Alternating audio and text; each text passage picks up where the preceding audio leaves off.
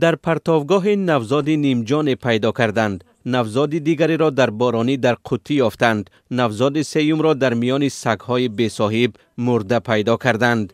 این سرخط چند خبر از رسانه‌های قرقیزستان است که جامعه را در حال شوک قرار داده بارها پیشنهاد تشکیل مکان امن را برای گذاشتن چنین طفلان به میان آورده است. شبیه بیبی باکس.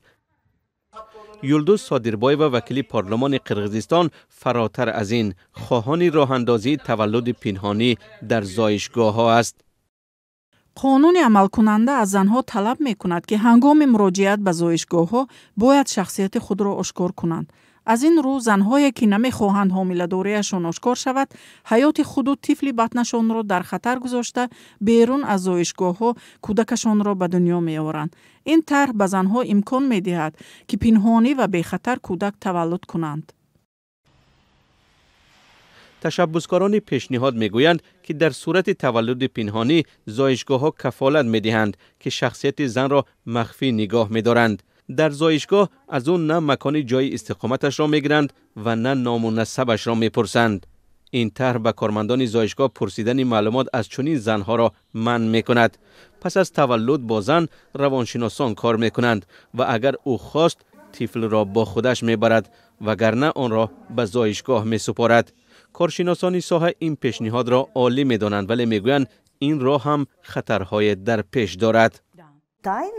Она предполагает, что мы загоняем тему в какие-то вещи, которые... این یک طرح ناروشن است که کودکی به دنیا آمده را چگونه ثبت میکنند.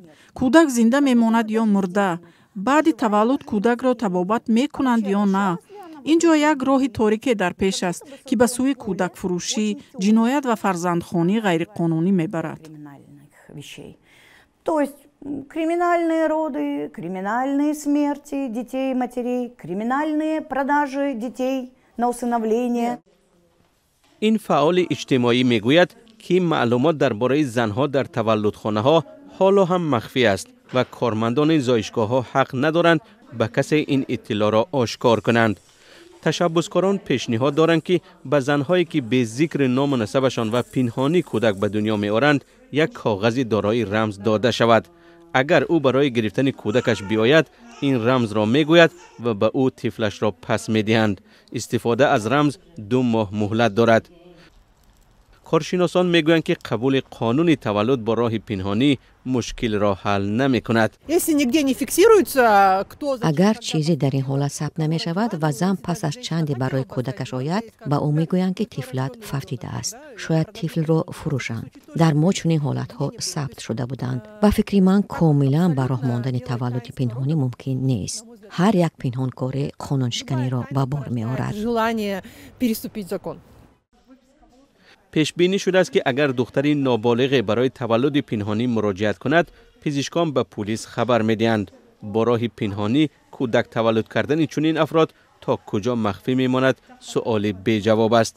این طرح در قرقیزستان هنوز ناروشنی‌های زیاد دارد و معلوم نیست که تا کجا پذیرفته خواهد شد.